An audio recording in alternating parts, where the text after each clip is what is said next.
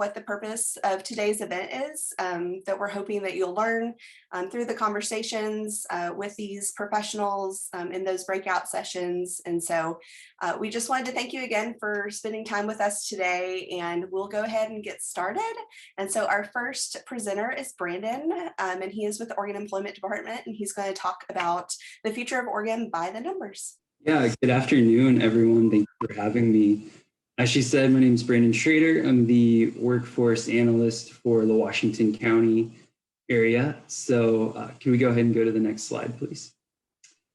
So over the last year, the economy has gone through some drastic changes, as I'm sure many of you are already aware. And this first slide looks at total non-farm employment for Oregon over the last 2 decades. And what you'll notice pretty quick is that in the spring of 2020, from February to April of that year, there was a sharp decline in employment across Oregon as well as the rest of the United States. In Oregon, we lost about 270,000 jobs in just those 2 months.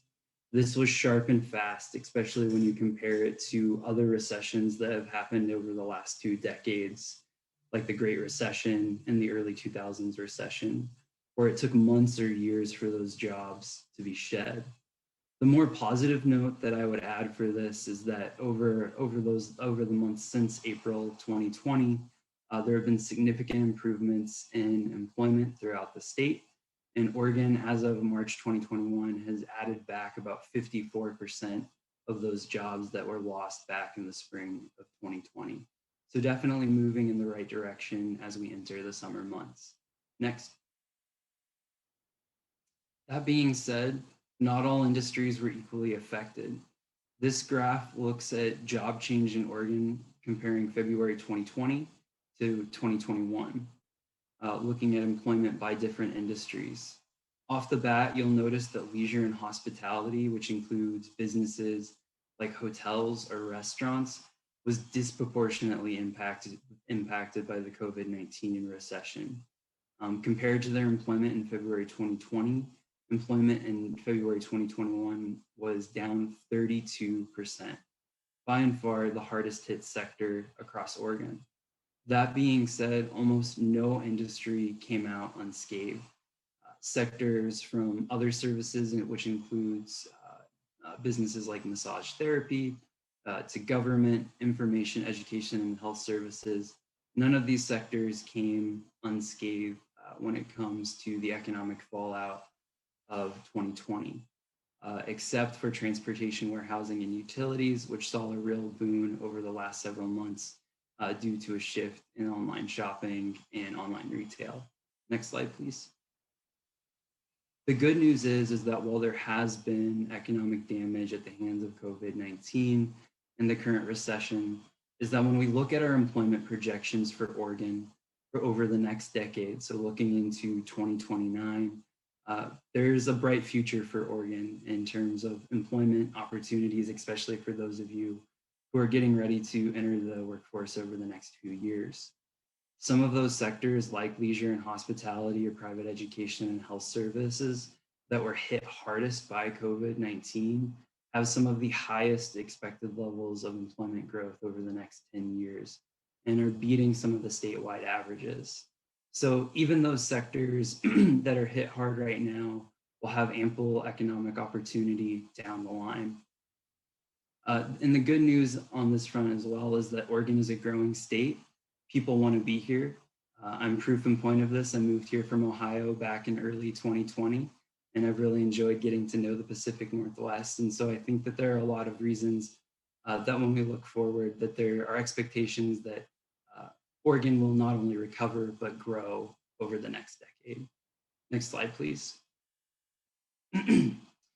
As a quick note, this graph looks at Oregon projected job openings by industry again from 2019 to 2029 by sector. Now those job openings can be broken up between employment change, which is the green bar, and replacement openings, which is the yellow bar. Employment change is when there's an increase in demand for goods or services in that particular industry, or a variety of other factors that lead to new jobs being created because of growth in factors such as that. whereas replacement openings come from a job that had already been filled, becoming open because an individual maybe retires, leaves the workforce, or decides to go into a different sector. Now, the grand majority of these openings come from replacement openings. So even sectors that didn't necessarily or aren't necessarily projected to have a ton of growth over the next decade will still have tens of thousands or projected to have tens of thousands of job openings over the next decade for people here in Oregon. Next, please. So this is just a quick graph that looks at US personal expenditure by product type over the last year or so, and it comes from the Oregon Office of Economic Analysis. Those circles above the line and that are blue are different sectors that have seen an increase in personal expenditure. So for example, outdoor recreation. I don't know if any of you have tried to purchase a bike or maybe even like a kayak in the last month, but it's been really difficult. And a lot of that is because people are trying to spend more of their money in outdoor activities, being able to socially distance, or maybe a different sector like remodeling and furnishing, where people are spending more time within their homes. So they're spending that money on improving and on home improvement. Whereas the red circles below those lines represent declines in personal expenditures over the last year or so. So eating out at restaurants that's not fast food or personal care services that maybe require a closer personal touch when it comes to it have seen a real decline in personal expenditure. And that's one of the reasons that we've seen some of those declines in employment like leisure and hospitality, hotels, food service, so on and so forth. Next slide, please. To end on a more positive note, there have been a few sectors that have bucked the trend of job losses over the last year. So this again looks at employment comparing February 2021 to February 2020, looking at some subsectors, so couriers and messengers. So those folks that are delivering packages for like Amazon or FedEx or UPS, as well as warehousing and storage in particular, have done very well over the last year.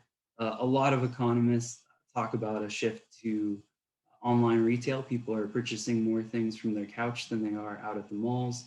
So there have been a few industries that have actually improved over the last year when we look at Oregon's economy. But just as a quick takeaway message, Oregon's economy looks bright, and there are going to be employment opportunities that for those of you who decide to stay within Oregon. Next slide, please. Just as a brief introduction to what I'll be talking about in my breakout session is our website, Quality Info, which has a variety of information from economic data to news articles. And in particular, I'll be talking about one of our tools that if you go to the Jobs and Careers tab, next slide, please. And you click on it and you go to the Occupation and Wage Information tab and click on it.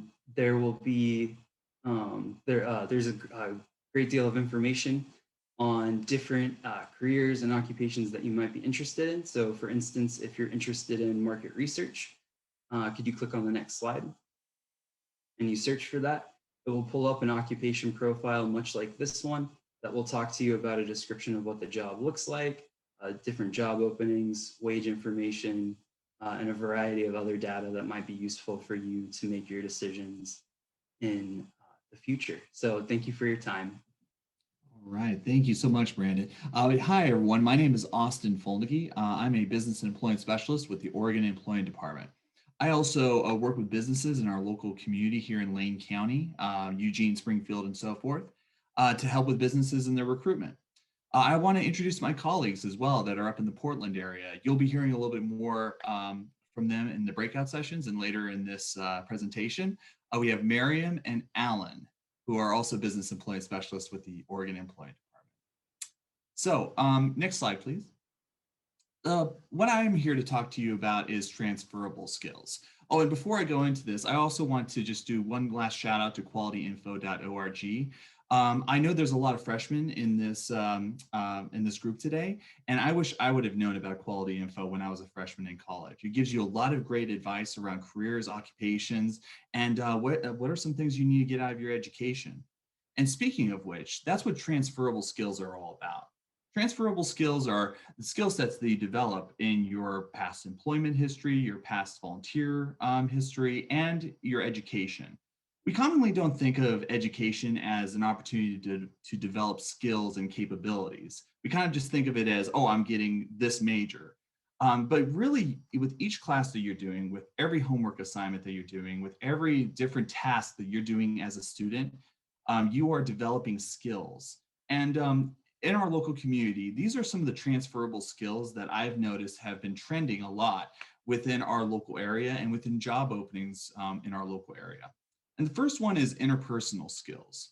By the way, these are pretty generalized skill sets, so you'll kind of find individual skills and capabilities within each and every one of these. And this is where you're essentially working along with teams, working together as a team, working collaboratively with others and communicating important information to others. This is something that you're doing in this Zoom environment that we're living in as students, right? You're working together independently. You are working with groups, creating assignments, completing assignments as well, together as a team and so forth. And communicating using various methods, whether if it's video chat, emails, texts, so forth. So those are some really common skill sets that are transferable into your professional work and can be used in your resumes, applications, and interviews. Another one that's also kind of common in our local area is management skills. Now, I know what you might be thinking. You'd be thinking, oh, I've never been a manager before. How do I have management skills? Well, there is like a lot of different management skills that you're obtaining right now in your education or in your past work experience and volunteer experience, such as time management, working independently, and also coordinating efforts and events and resources towards a certain goal or objective. And another thing that commonly students don't think about as them having the skill set is analysis skills. I believe there was an economist and a philosophy major that's in this group here today. And what you're doing constantly is analyzing both quantitative and qualitative information, and then reporting and communicating that to another individual, whether in writing or verbally. So those are, and so every time you're doing a homework assignment, every time that you're doing research or taking a science class and developing reports, or reading an article or a book and developing reports from that, that's analysis. I know you might not necessarily think of it as that, but that's essentially the skill sets you're developing every time that you're taking a class, that you're developing, either finishing a homework assignment, completing a homework assignment, and so forth. And then additionally, clerical skills. This is another type of skill sets that we're seeing commonly across industries and across different occupations, which essentially is the use of a computer, writing up reports, and doing basic administrative skills that you do with computer, using Excel, Microsoft Word, and a variety of other different softwares and programs in an office environment and or in a studious environment. So yeah, I would, so something to always keep in mind that everything that you're doing, you are developing experience, skills, and capabilities. And I want you to kind of remember these things and remember what you're doing and what you're developing with your skill sets, because a lot of those can be transferable. And I want you to kind of keep these ones in mind when you're thinking about transferable skills, because these are the most common ones that we're seeing. I'm going to take this text. So that you don't have to do a screenshot, I'm actually going to take the text from this and put it in the chat so that you'll be able to take that home with you and kind of start thinking about what are some of those transferable skills and which one of those fit into these different categories. Next slide, please. All right, I'm going to pass it on to the next speaker, and thank you so much. Hope you can attend some of our breakout sessions. Hi, everybody. My name is Donnie Amtman, and I'm the Assistant Director for Career Readiness at the University of Oregon Career Center. And this next section, we'll be talking about resources available to you. And I'll be joined by Yulia Dennis from Oregon State University, and then Maram will talk about WorkSource Oregon. So for those of you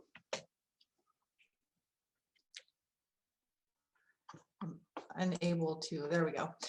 For those of you who are joining us from the University of Oregon, I wanted to highlight some of the post-grad resources for ducks, but these are also resources that are available to you now. So it's so great to hear that we have freshmen probably all the way up to seniors in the room. So these are kind of an overview of the services from the Career Center.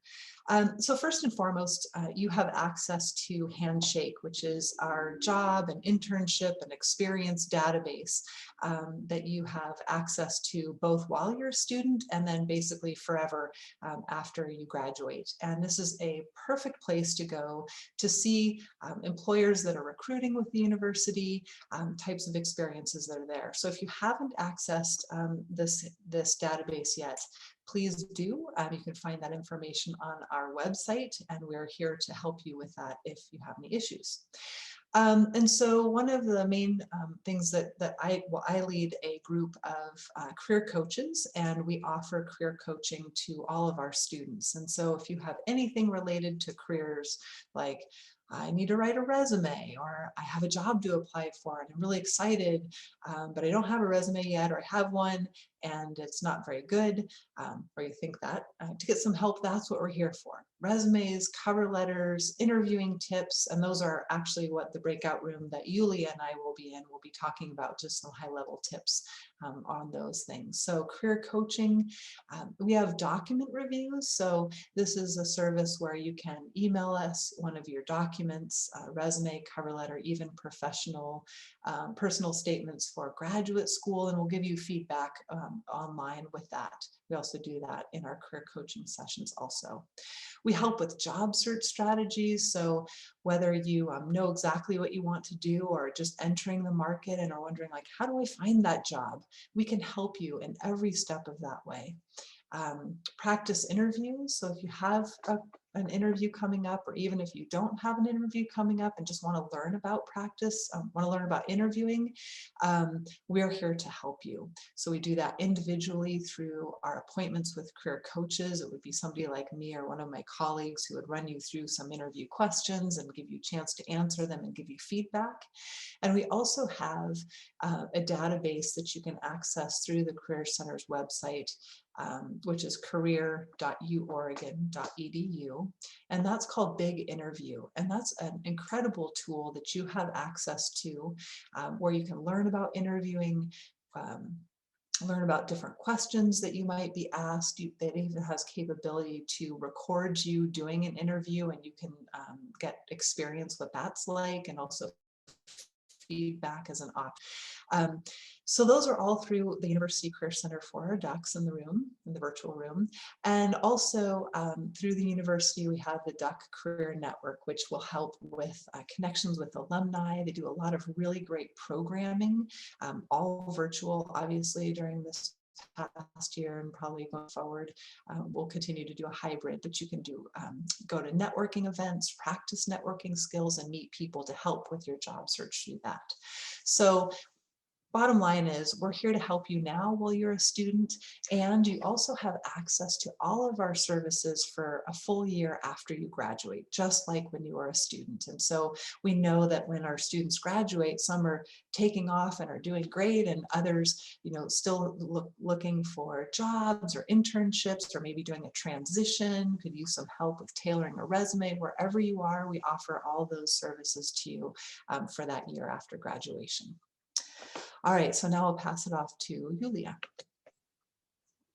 Hi, everyone. Thank you. It's nice to be here.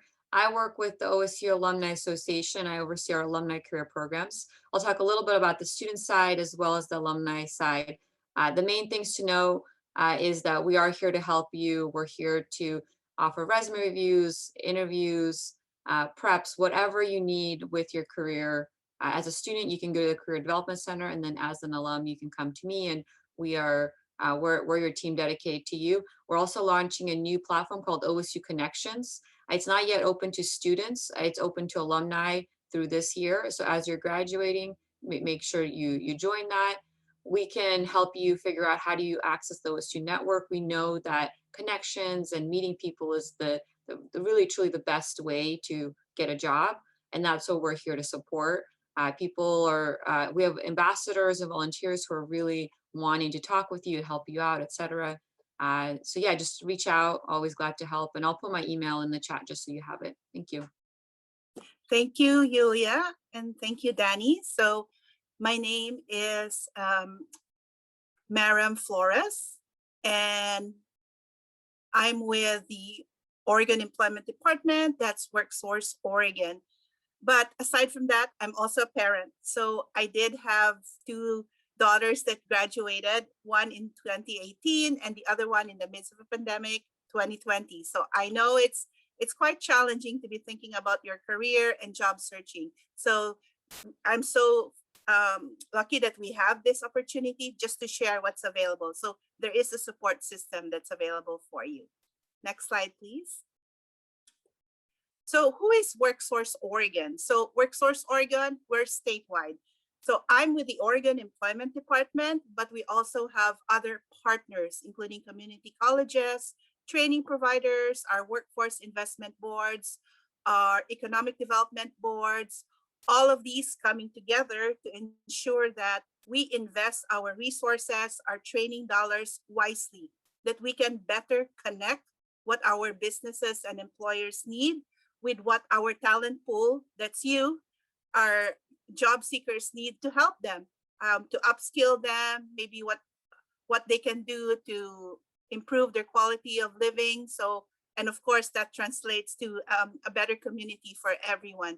So that's what we are here to do for you. And all our services are provided at no charge at all. And again, what we complement what your career centers are currently doing. And I think it was mentioned that you have the services 1 year after you graduate from university.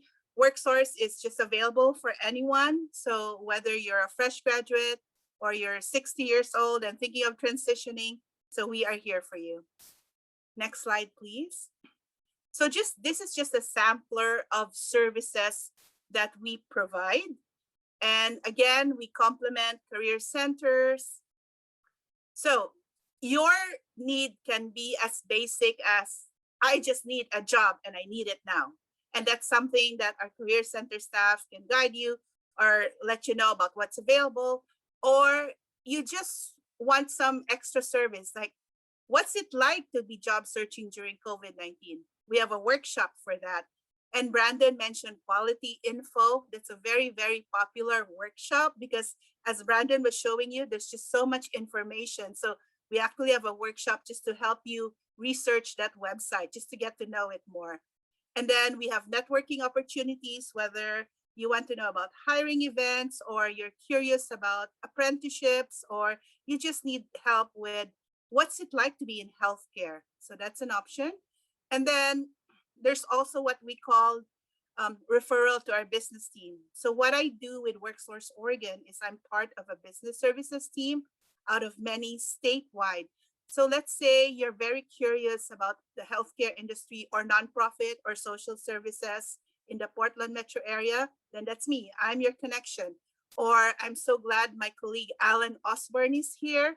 He can tell you about the tech sector also in the Portland metro area. And we have a breakout for that after this. And then you have Austin from Lane County. And then we have other business specialists from around the state as well. Next slide, please. And thank you, Danny, for doing this. So this is our WorkSource Oregon website. And I just found this picture interesting with a graduate. Now what? So how can you engage with us? So the 2 main ways is we have our database. It's called iMatch Skills. So it's the largest pool of job openings and registered job seekers for the state of Oregon. You can create a basic account, search for jobs, be found by employers. So again, that's available to you. Next slide, please. Another thing that we started in response to what our community needed was a partnership with LinkedIn.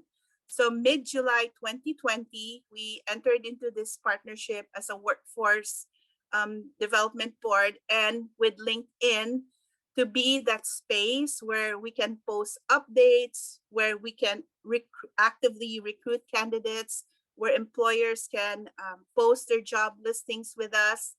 And what we've found with the partnership is it's, again, very relevant. Workforce systems similar to ours from around the nation have actually asked us about what we're doing. So we encourage you, if you're not already on LinkedIn, be more active with it. Follow our page, and we can also talk about this during the breakout session. We have a premium license for job seekers. So take advantage of this opportunity. And next slide, please. So where is WorkSource Oregon? So we have 39 career centers around the state. And I posted the link to the interactive map. So you'll notice that Austin earlier was talking about Lane County. So I think he has a breakout session there. So if you're looking for work in Lane County, then just click on that space in the map and it will tell you who to contact for more information. For the Portland metro area, we have 2 boards. So that's why there's Clackamas Workforce Partnership. And then for Multnomah and Washington County, we have Work Systems. So if you select to do that, then there will be a different phone number. So again, each sector, each area, they have their own programs, opportunities, training dollars. So this is a great place to start depending on where you find yourself. But it's great to know wherever you are in the state, we are here for you. Next slide, please. So please, to keep the conversation going, you can connect with us on LinkedIn and then follow our WorkSource Oregon page. And then for those who are interested in the Portland metro area, see you at the breakout room. Thank you.